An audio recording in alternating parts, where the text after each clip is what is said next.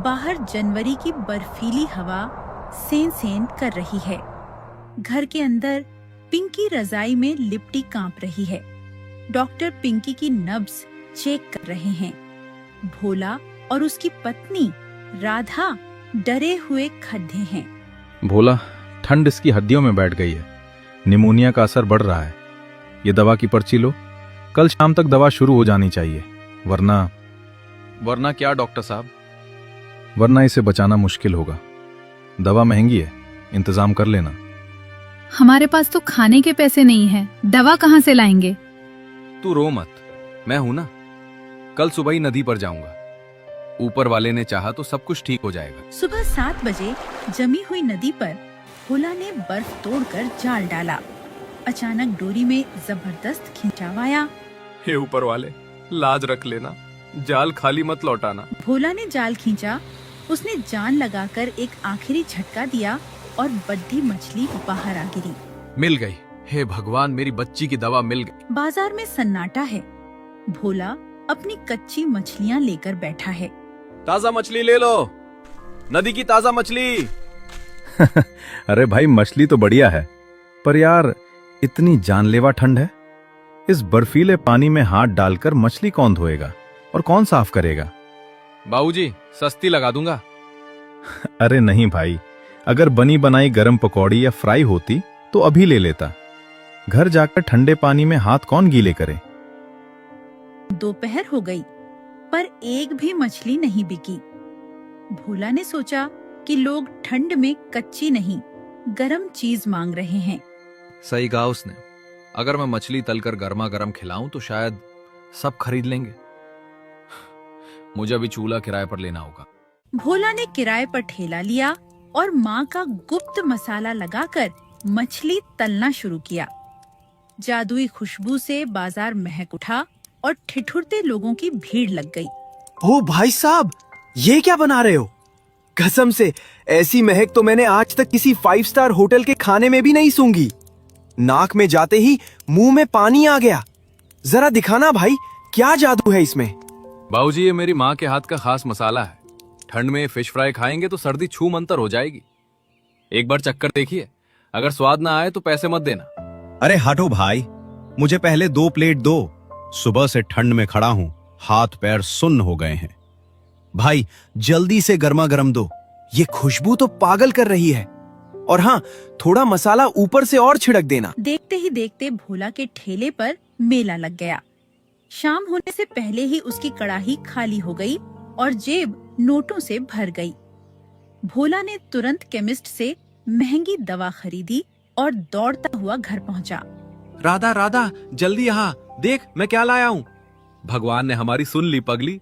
ये रही पिंकी की सारी दवाइयाँ, और देख, आज तो हम पेट भर खाना भी खाएंगे। सच में? मुझे तो अपनी आंखों पर यकीन नहीं हो रहा।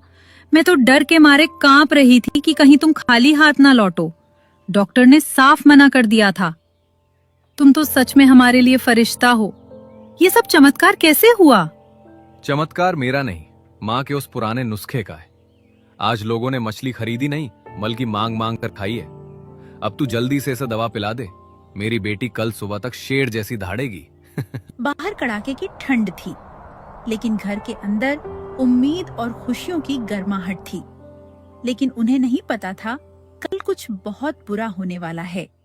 अगले दिन भोला जब ठेला लेकर बाजार पहुंचा तो उसके होश उड़ गए। उसकी जगह के ठीक सामने सेठ करोड़ीमत का बड़ा सा ठेला लगा था। उस पर बड़े बड़े अक्षरों में लिखा था, स्पेशल फिश फ्राई, सिर्फ 20 रुपए। सेठ जी, आप इतने बड़े आदमी होकर मेरे छोटे ठेले के सामने, ये क्या मजाक है? अबे ओ, बाजार तेरे बाप का नहीं है। जहां मुनाफा दिखेगा वहां सेठ करोड़ी मल दुकान लगाएगा। पर साहब, 20 रुपए, इतने में तो मेरी लागत भी नहीं निकलती। आप क्यों मेरे पेट पर लात मार रहे हो? इसे बिजनेस कहते हैं गवार। मेरे पास अंधी दौलत है। मैं 20 में बेचूं या मुफ्त में बांटूं, तुझे क्या? तू अपना बोरा बिस्तर बांध और निकल ले यहां से। साहब, ऐसा मत करो। मेरी बच्ची बीमार है, उसकी दवा इसी कमाई से आती है। मुझ गरीब पर जुल्म मत करो। अरे जा जा, ये रोना धोना कहीं और करना। आज से इस बाजार में सिर्फ सेठ का सिक्का चलेगा। दम है तो मुकाबला कर, वरना कटोरा लेकर भीख मांग। सेठ की कड़वी बातें सुनकर भोला की आंखों में आंसू आ गए। वह चुपचाप एक कोने में खड़ा हो गया, जबकि ग्राहकों की भीड़ सेठ की दुकान पर टूटने लगी। सेठ करोड़ीमल की दुकान पर एक 8 साल का अनाथ बच्चा, जिसके कपड़े तार तार थे और ठंड से कांप रहा था, कड़ाही के पास आया। सेठ जी, बाबूजी, 2 दिन से पेट में अन्न का एक दाना नहीं गया। ठंड से जान निकल रही है मालिक। बस एक छोटा सा मछली का टुकड़ा दे दीजिए। भगवान आपकी तिजोरी हमेशा भरी रखेगा। बस आज इस गरीब पर दया कर दीजिए। अरे हट, हट पीछे। खबरदार जो अपने गंदे हाथों से मेरी दुकान को छूने की कोशिश भी की। यहां कोई लंगर या धर्मशाला नहीं चल रही है। मैं यहां धंधा करने बैठा हूं, तुम जैसे भिखारियों को मुफ्त में खिलाने के लिए नहीं। भाग यहां से। बाबूजी, मेरा इस दुनिया में कोई नहीं है। मैं अनाथ हूँ। अगर आप नहीं देंगे तो मैं इस ठंड में भूख से मर जाऊंगा। थोड़ा सा रहम खा लीजिए सेठ जी। बस कोई जला हुआ या बचा हुआ टुकड़ा ही दे दीजिए। रहम? रहम से पेट नहीं भरता, पैसे से भरता है। अगर जेब में 20 रुपए हैं तो दिखा, वरना रफू चक्कर हो जा। भागता है या लगाऊं एक खींच के। सेठ की कड़वी बातें सुनकर बच्चे की आंखों में आंसू आ गए। वह चुपचाप वहां से चला गया। काका, क्या आप मुझे थोड़ा सा पानी देंगे? गला सूख रहा है। सामने वाले सेठ ने तो मुझे जानवर समझकर भगा दिया। अरे पगले, पानी क्यों? तू ये गर्मा गर्म मछली खा। सेठ के पास दौलत है पर दिल नहीं। मेरे पास आज ग्राहक नहीं है, पर इंसानियत अभी जिंदा है। ले, पेट भर के खा। भोला ने एक बड़ी प्लेट भरकर फिश फ्राई उस बच्चे को दी। काका, आप बहुत अच्छे हो। मेरे माँ बाप नहीं हैं। मैं इस कड़ाके की ठंड में फुटपाथ पर ठिठुरता रहता हूँ। क्या आप मुझे अपने पास काम पर रख लोगे? मैं आपके बर्तन धो दूंगा, ठेला साफ कर दूंगा। बस मुझे रात को सोने के लिए थोड़ी सी जगह दे दो। मुझे पैसे नहीं चाहिए, बस सर पर छत चाहिए। बेटा, मैं तुझे काम पर कैसे रखूं? देख नहीं रहा, मेरा खुद का धंधा चौपट हो गया है। घर में मेरी बीमार बेटी है, पत्नी है। मैं खुद 2 वक्त की रोटी के लिए जूझ रहा हूं। मैं तुझे क्या खिलाऊंगा और कहां सुलाऊंगा? ठीक है काका, कोई बात नहीं। मैं वापस वही पुल के नीचे चला जाता हूँ। आपका ये खाना मैं कभी नहीं भूलूंगा। रुक जा, कहां जा रहा है तू इस ठंड में मरने के लिए? किस्मत ने तुझे अनाथ बनाया, पर आज से तू अनाथ नहीं है। मेरा कोई बेटा नहीं था, सिर्फ एक बेटी थी। लेकिन आज से तू मेरा बेटा है। मेरा घर छोटा जरूर है, लेकिन वहां दिल में बहुत जगह है। मेरे साथ चल, जो रूखा सूखा हम खाएंगे वही तू भी खाएगा। आज से तू मेरे साथ ही रहेगा और मेरे साथ ही काम करेगा। बापू। भोला ने उसे गले लगा लिया। उस सर्द दिन में 2 टूटे हुए दिलों ने एक दूसरे को सहारा दिया और एक नया पवित्र रिश्ता बन गया। अगली सुबह भोला और उसका नया बेटा छोटू नदी पर पहुंच गए। कड़ाके की ठंड थी।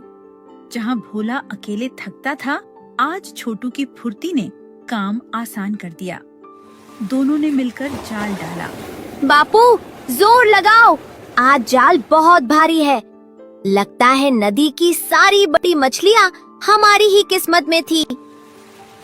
शाबाश बेटे, तेरी किस्मत का सिक्का चल गया। आज हमारे पास इतनी मछलियां हैं कि हम उस घमंडी सेठ को उसी के खेल में हरा। सेठ करोड़ीमल अपनी दुकान पर अकड़ कर खड़ा था। उसे लगा आज भी वही जीतेगा। तभी भोला ने अपने ठेले पर एक नया बोर्ड टांगा, फिश फ्राई, अब मात्र 20 रुपए में। साथ ही माँ के मसालों की वही पुरानी बेहतरीन खुशबू हवा में तैरने लगी। ये कैसे हो सकता है? ये 2 कौड़ी का मछुआरा 20 रुपए में बेचकर भी कैसे टिक गया? और इसकी मछली इतनी ताजा कैसे है? जरूर कोई गड़बड़ है, मुझे पता लगाना होगा। भोला अपने ठेले की सफाई कर रहा था, तभी उसका दोस्त सुखी वहां आ पहुंचा।